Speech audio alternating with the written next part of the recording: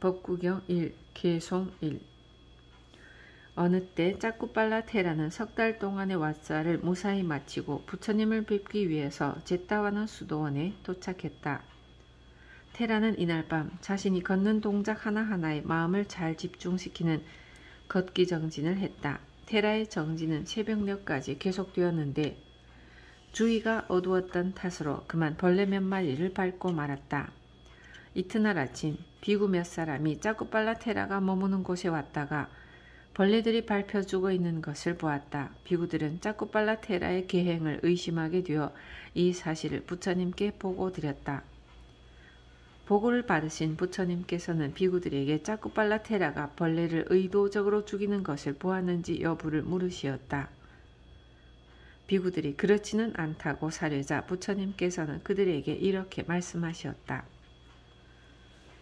짜꾸빨라가 의도적으로 벌레를 죽이는 것을 보지 못했듯이 앞을 보지 못하는 그 또한 벌레들이 거기 있는 것을 앞을 보지 못하는 그 또한 벌레들이 거기 있는 것을 보지 못한 것이니라. 그는 이미 아라하타 팔라를 성취한 성자이니라. 그런데 그가 무엇 때문에 고의로 생명을 해치겠느냐. 또 설사 그가 벌레를 죽게 하였다 하더라도 그것은 고의적인 행위가 아니었으므로 그의 계행에는 아무런 손상됨이 없느니라. 비구들이 부처님께 여쭈었다. 짜꾸빨라 테라는 아라하타 팔라를 성취할 만한 복력이 있는 분인데 어째서 금생에 눈을 못 보는 과보를 받았습니까? 이에 부처님께서는 짜꾸빨라 테라의 전생을 다음과 같이 말씀해 주시었다. 짜꾸빨라 테라의 전생은 의사로서 그때 그는 고의적으로 한 여인의 눈을 멀게 만든 일이 있었다. 그 경과는 이러했다. 어느 때 한 여인이 있었는데 웬일인지 점점 눈이 아프고 어두워져 눈병을 고쳐보려고 백방으로 노력했다. 그러던 끝에 당시 그 지방에서 가장 유명한 의사 금생의 짜꾸빨라 테라를 찾아갔다. 이때 여인의 마음은 오직 눈이 나아서 고통과 어두움이 거치기를 바라는 그것 한 가지뿐이었다. 그래서 그녀는 의사가 청하지도 않는 약속까지 해가며 의사에게 자기 눈을 고쳐달라고 애원했다. 즉 만일 의사가 자기 눈을 고쳐주기만 한다면 평생 동안 자기는 물론이고 자기의 자녀들까지 의사의 노예가 되겠다고 제의했던 것이다. 여인의 약속에 매우 만족한 의사는 자기 능력을 다하여 약을 지어주었고 그 약을 바르자 여인의 눈은 완전하게 치유되었다. 그런데 병이 낫자 여인은 생각이 달라졌다. 그녀는 한때의 성급한 약속 때문에 자기는 물론이고 자녀들까지 의사의 노예가 되어야 한다는 사실이 두려웠다. 그래서 그녀는 의사를 속이기로 마음먹고 이미 눈이 다 나았음에도 불구하고 눈이 더욱 어두워지고 있다고 엄살을 부렸다. 그렇지만 여인의 꾀에 넘어갈 의사가 아니었다. 의사는 여인의 눈이 다 나았다는 것을 잘 알고 있었기 때문에 그녀를 매우 괘씸하게 생각하여 그때부터 고의로 눈이 머는 약을 발라주었다. 그러자 여인의 눈은 또다시 나빠지더니 결국은 영영 아무것도 보지 못하게 되고 말았다. 의사는 이 같은 행위를 한 과보로 그 뒤로부터 태어날 적마다 맹인이 되었지만 이제 그것도 마지막이었다. 그 의사, 즉 지금의 짜꾸빨라 테라는 이제 아라하타 팔라를 성취하여 다시는 생을 받지 않게 되었기 때문이다.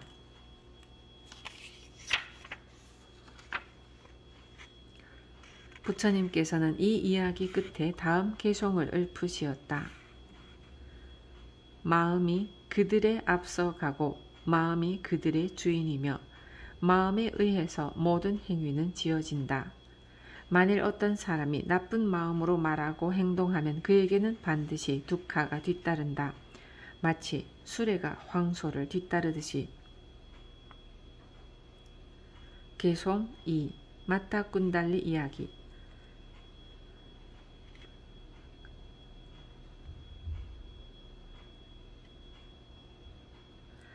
아딘나 뿜바카는 사와띠에 사는 브라흐민으로서 아주 인색한 사람으로 널리 알려져 있었다.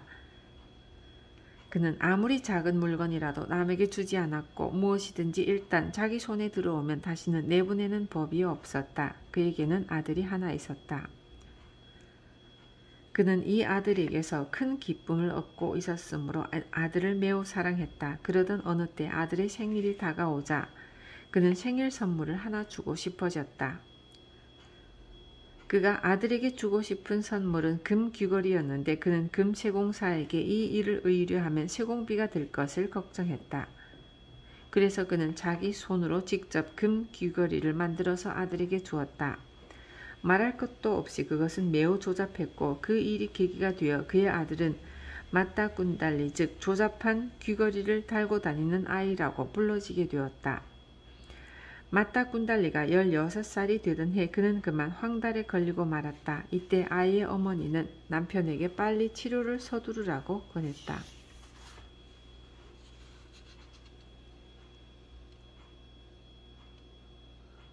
그러자 남편은 말하는 것이었다. 여보, 의사에게 가면 치료비를 달라고 할 게 아니오. 당신은 도대체 우리 집 살림이 축나는 것은 생각지도 않는구려.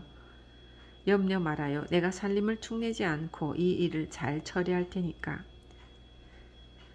아딘나 뿜바까는 그날로부터 여러 곳으로 의사를 찾아다니면서 오랜 시간을 걸려 황달에 대한 여러 가지 치료법을 배웠다. 그런 다음 그는 배운 대로 약을 지어 아들에게 먹여보았지만 약효는 나타나지 않고 아들의 병은 점점 깊어만 가는 것이었다. 그때에 이르러서는 인색한 아딘나 뿜바까도 아들을 데리고 의사를 찾아가지 않을 수 없었으나 그때는 이미 아들의 병세가 악화될 대로 악화되어 있었기 때문에 의사들도 손을 쓸 수가 없었다.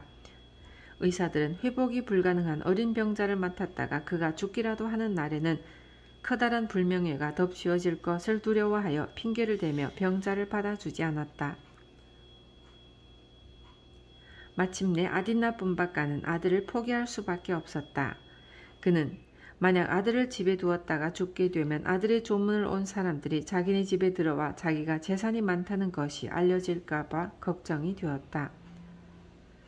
그래서 그는 아들을 문 밖의 정자에 내놓았다. 아들이 죽게 되면 그 정자에서 바로 화장을 시켜버릴 셈이었다.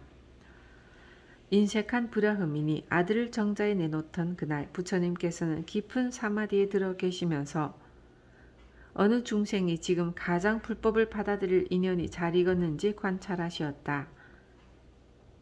그 결과 사와띠에 사는 아딘나 뿜바까의 아들인 마따꾼달리가 죽음을 앞두고 집 앞에 버려져 있음을 아시었다. 부처님께서는 스스로 열애가 지금 이 소년에게 가야만 할 것인지를 생각해 보시었다. 그 결과 부처님께서는 당신께서 그 소년에게 가심으로써 일어나게 될 앞일을 다음과 같이 예측하시었다. 열애가 저 소년에게 감으로써 그가 열애에 대한 믿음을 일으켜 평화로운 마음으로 죽음을 맞게 되면 그는 죽은 후에 삼삼천상세계의 사가천왕의 아들로 태어나 황금 누각에서 일천선녀를 거느리고 살게 될 것이다. 한편 그의 아버지 아딘나 뿜바까는 아들을 잃은 슬픔을 못 이겨 매일같이 화장터에 나와 올 것이다. 그때 천상에 태어난 소녀는 자기가 무슨 공덕으로 천상에 태어나 부귀를 누리게 되었는지 생각해 볼 것이다. 그 결과 그는 자기가 부처님께 귀의하여 깨끗한 신심을 일으킴으로써 죽음에 다다라 평온한 마음을 가졌기 때문에 이 같은 복락을 누리게 되었다는 것을 알게 될 것이다. 그때 그는 이렇게 생각할 것이다. 우리 아버지는 돈이 아까워서 내게 약 한 첩도 제대로 지어주지 않으셨다. 그러면서 이제는 화장터에 나와 나를 생각하면서 매일같이 울고 계신다. 나는 아버지를 찾아가서 아버지의 인색하고 올바르지 못한 행동을 꾸짖으리라. 그래서 아버지로 하여금 부끄러움을 느끼게 한 다음에 사가천왕의 아들에게서 여전 마따꾼달리의 모습으로 변하여 내가 아버지의 아들임을 아시게 하시겠다.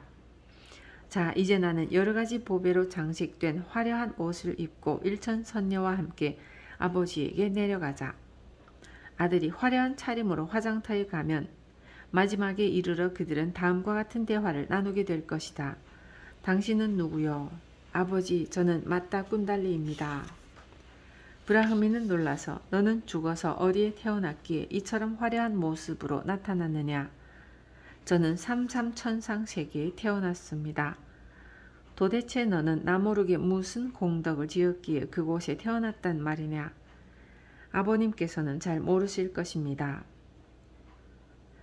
저는 죽기 바로 직전에 부처님을 뵙고 부처님께 귀의하여 깨끗한 신심을 일으켰으며 그래서 평온한 마음으로 죽음을 맞을 수 있었습니다. 그 공덕으로 천상에 태어난 것입니다. 그렇다면 다른 사람들도 부처님께 귀의하고 신심을 일으켜 평온한 마음으로 죽음을 맞으면 천상에 태어나게 되느냐? 아버지가 이렇게 물으면 맞다 꾼달리는 그렇다고 대답할 것이다.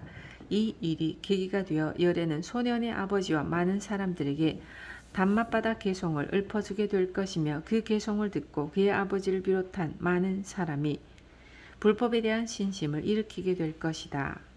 그리하여 맞다 꾼달리와 그의 아버지는 소따파티 팔라를 성취하게 되리니 이 어린 소년 한 사람의 인연으로 많은 사람에게 큰 공덕이 있으리라. 부처님께서는 이처럼 당신께서 맞다 꾼달리에게 가심으로써 일어날 앞일을 세세한 부분까지 예측하시었기 때문에 제자 비구들을 거느리시고 사와띠 성 안으로 탁발을 나가시는 길에 먼저 맞다 꾼달리가 누워있는 곳에 가시었다. 이때 소년 맞다 꾼달리는 얼굴을 자기 집 쪽으로 돌리고 있었기 때문에 부처님께서 오시어 자기 등 뒤에 서 계시는 것을 알지 못했다. 그래서 부처님께서는 소년을 향해 밝은 광명을 놓으셨다. 그러자 소년은 의아해하면서 등을 돌렸고 곧 부처님께서 자기 등 뒤에 와 계신 것을 알게 되었다. 맞다 꾼달리가 부처님께 사료었다. 부처님이시여, 저는 어리석은 아버지 때문에 그동안 부처님을 뵙지 못했습니다. 그래서 거룩하고 청정하신 부처님께 공양을 올리지도 못했고 또 부처님의 설법을 듣지도 그 위대한 진리를 실천할 수도 없었습니다. 이제 저는 몸은 물론이고 손가락 하나 움직이기에도 힘이 듭니다. 그러니 지금 제가 할 수 있는 일이라고는 부처님과 담마와 상가에 마음을 다하여 귀의하는 것밖에는 없습니다.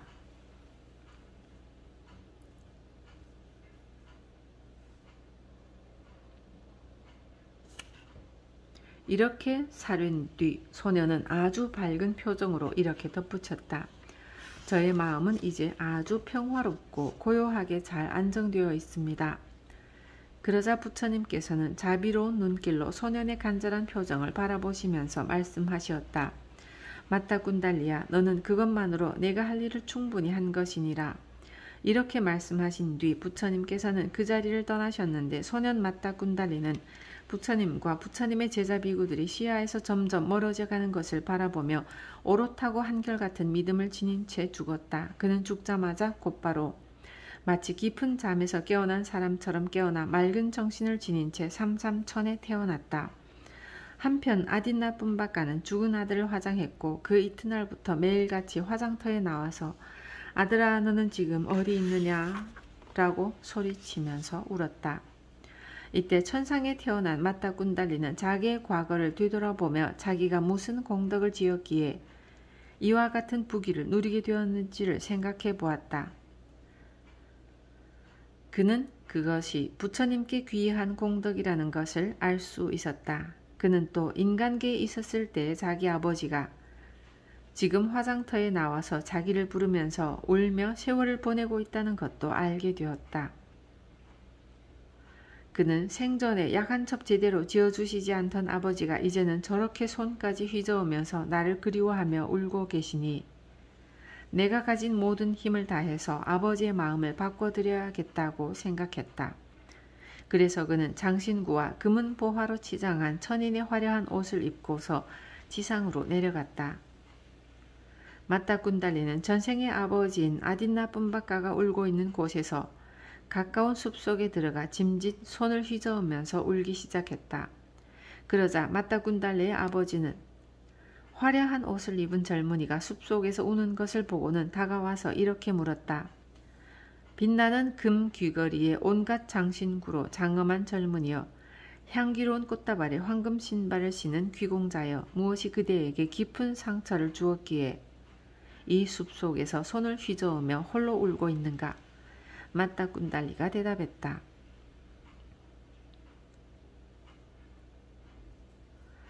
저에게는 황금으로 된 빛나는 수레가 있습니다. 그렇지만 그 수레에는 바퀴가 없답니다. 저는 저의 수레에 걸맞는 두 바퀴를 얻고자 하지만 도무지 얻을 수가 없습니다. 그래서 저는 슬픔에 빠져 있는데 이제는 곧 죽을 것만 같습니다. 아딘 나쁜 박가가 말했다. 젊은이여, 그대는 어딘지 모르게 내 아들을 생각나게 하는구나. 그러나 내 아들은 이미 죽어서 찾을 수 없는 곳으로 가버렸다. 그러니 나는 내 아들에게 해주는 셈치고 그대의 소원을 들어주겠다. 그대가 어떤 수레바퀴를 원하는지 말해다오. 금이든 은이든 그 어떤 보석이든 나는 아끼지 않으련다.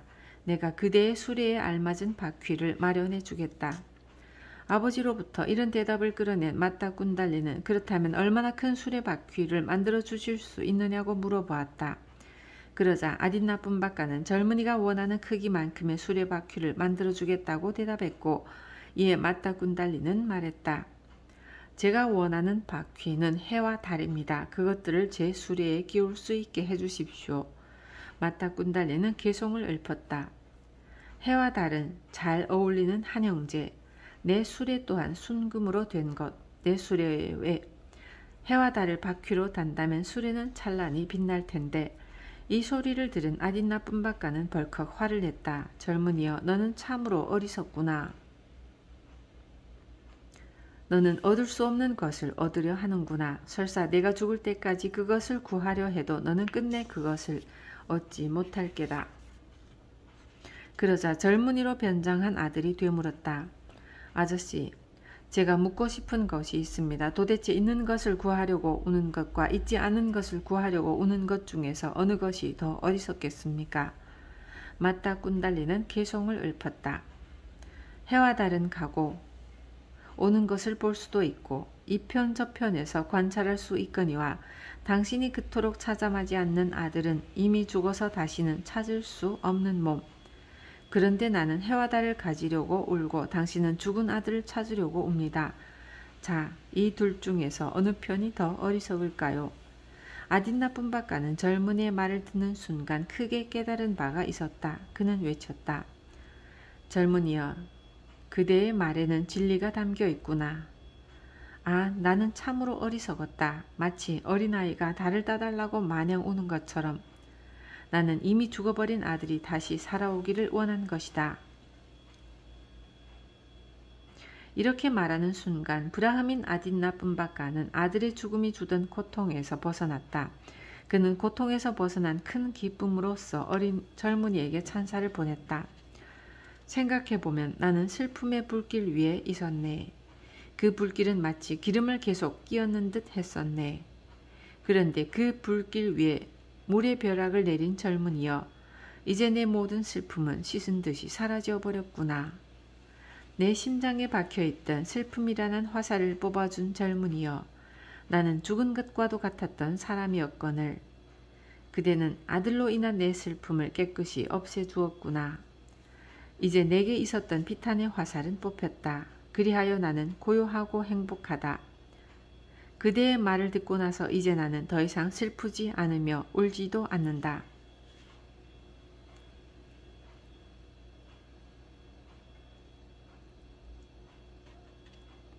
이렇게 읊고 나서 젊은이에게 물었다. 그대는 누구인가? 천인인가? 건달바인가? 혹은 사가천왕인가? 그대는 진정 누구인가? 그대는 어느 집 자제인가? 나는 그대를 누구라고 생각하면 좋은가? 젊은이가 대답했다. 저는 당신께서 지금까지 슬퍼하면서 찾고 계시던 바로 그 사람, 저는 바로 당신의 아들입니다. 저는 아버지에 의해서 화장되어 이곳에 버려진 그 사람으로 공덕을 지어 천상에 태어났습니다. 그러나 아딘 나쁜 박가에게는 아들이 천상에 태어났다는 사실이 선뜻 믿겨지지 않았다. 오, 너가 마따 꾼달리란 말이냐? 그렇지만 아들아, 나는 네가 생전에 공덕 짓는 것을 본 일이 없다. 집에서나 혹은 밖에서나 많고 적건 간에 비구들에게 공양을 올리는 것을 본 적이 없고 또 계를 받아 지니면서 오후에 음식을 먹지 않는 것도 보지 못했다. 그렇거늘 다른 어떠한 공덕이 있어 내가 천상에 태어났단 말이냐? 젊은이가 대답했다. 제가 병에 들어 고통은 심하고 마음은 좌절하여 집 앞 정장에 홀로 누워 있을 때 부처님께서 저를 찾아오셨습니다. 그때 저는 욕망이 없고 의심 없는 순수한 마음으로 부처님을 우러러 배웠습니다. 부처님의 위없이 높고 거룩하시며 지혜로운 모습을 우러러 보면서 저는 두 손을 모아서 합장하고 부처님께 진심 어린 공경을 표했습니다. 이 같은 선업 공덕이 있어서 저는 천상에 태어났습니다. 젊은이가 이같이 말하는 동안 아딘나뿐바가는 몸과 마음 전체에 청신한 즐거움이 가득 차오르는 것을 느꼈다. 그는 그 기쁨을 다음과 같이 토로하였다. 거룩하구나. 참으로 불가사의한 일이로구나. 부처님께 존경의 마음으로 예경하면은 마땅히 그만한 복이 있어야 하고 말고, 아들아, 나 또한 즐거운 마음으로 참된 신심을 내어 부처님을 찾아뵙고 그분께 귀의하겠다. 젊은이가 기뻐하며 화답했다. 곧 그렇게 하십시오. 부처님과 담마와 상가에 진심으로 귀의하십시오. 그리고 5가지 계를 잘 받아 잘 지니시고 그 계를 손상하거나 깨뜨림 없이 지키십시오. 이 시간 이후로는 생명이 있는 것을 절대로 해치지 말고 남이 주지 않은 것을 절대 갖지 않으며 한 아내에 만족하고 거짓말을 않으며 정신을 취하게 하는 것을 먹거나 마시지 마십시오. 아버지가 대답했다. 잘 알았소, 천인이여. 당신은 내가 행복해지기를 원하는구려. 당신은 내가 평안하기를 원하는구려. 나는 당신의 충고를 따르리다. 당신은 나의 스승이기 때문이요. 이제 나는 위없는 스승이신 부처님께 귀의하고 비교될 수 없는 담마에 귀의하고 인간 중에 으뜸인 상가에 귀의하리다. 그러자 천인 맞다 꾼달리가 권했다. 아버지께서는 창고 안에 많은 재물을 갖고 계십니다. 곧 부처님을 찾아뵙고 공양을 올리도록 하십시오. 그리고 부처님으로부터 설법을 들으시고 또 많은 질문을 하도록 하십시오. 이같이 말한 다음에 그는 호련히 자취를 감추었다. 브라흐민 아딘나뿐바가는 곧 집으로 돌아왔다. 그는 이제 아주 딴 사람이 되어 있었다. 그는 자기 아내에게 자기가 겪은 것을 이야기하고 나서 말했다. 여보, 나는 부처님과 부처님의 제자 비구들을 집에 모시고 싶소. 그분들께 좋은 공양을 올리고 훌륭한 설법을 들을 것이오. 그리고 진리에 대하여 많은 질문도 드리고 싶소. 그러니 어서 준비하시오.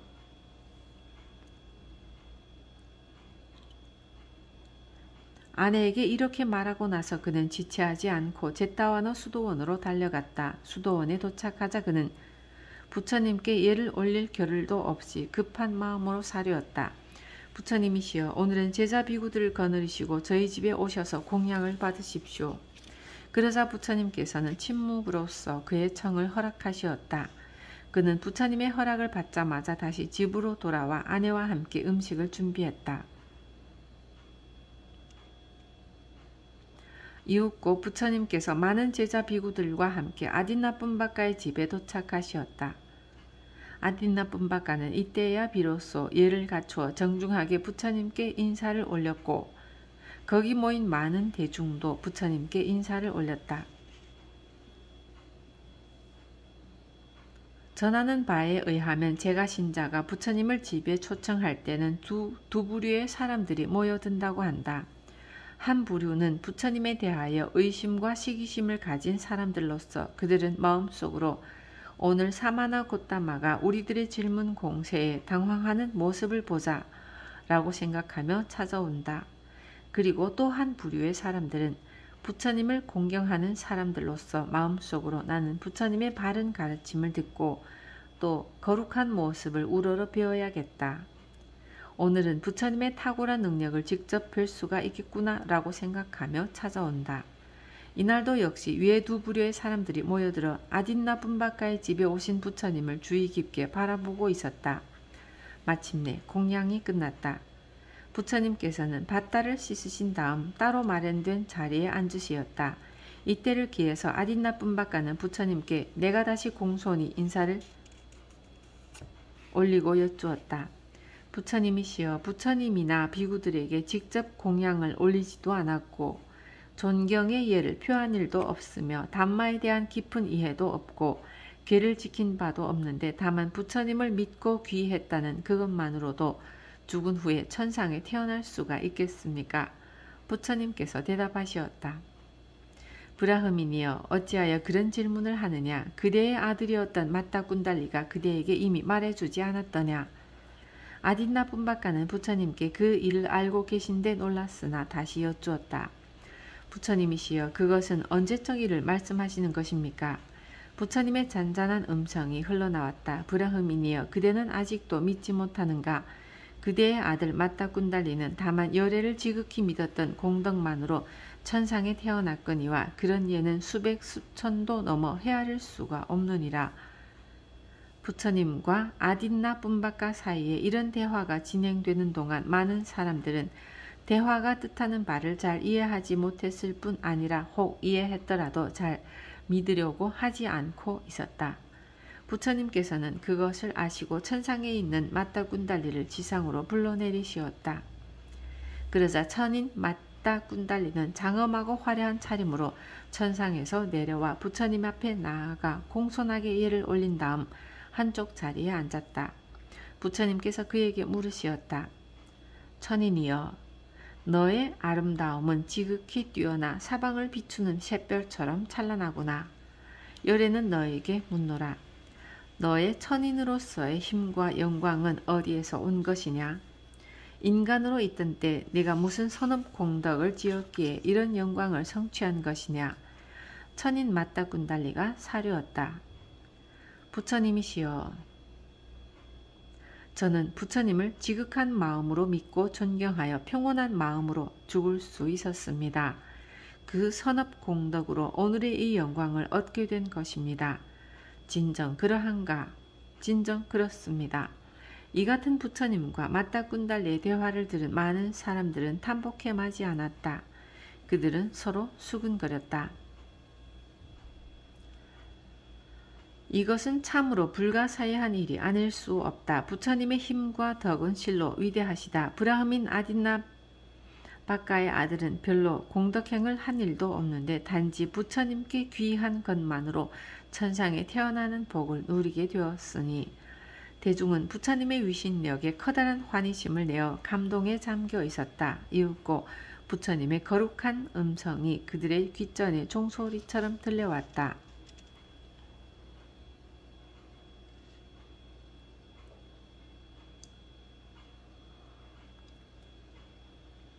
그대들이여, 사람의 마음은 모든 행동의 근본이 되느니라. 착한 행동이거나 또는 악한 행동이거나 간에 그 행동에는 언제나 마음이 앞서가는 법이니라. 그리고 그렇게 마음을 일으켜 행동한 결과는 그 행동한 사람에게서 결코 분리되지 않고 그를 따르느니라.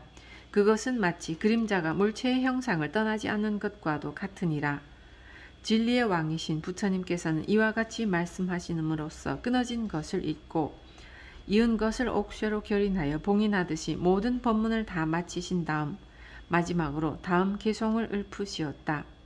마음이 그들에 앞서가고 마음이 그들의 주인이며 마음에 의해서 모든 행위는 지어진다. 만일 어떤 사람이 깨끗한 마음으로 말하고 행동하면 그에게는 반드시 행복이 뒤따른다. 마치 그림자가 물체를 떠나지 않듯이. 부처님의 이 설법 끝에 마따군달리와 그의 전생의 아버지 아딘나 뿜바까는 소따빠띠 팔라를 성취하였다.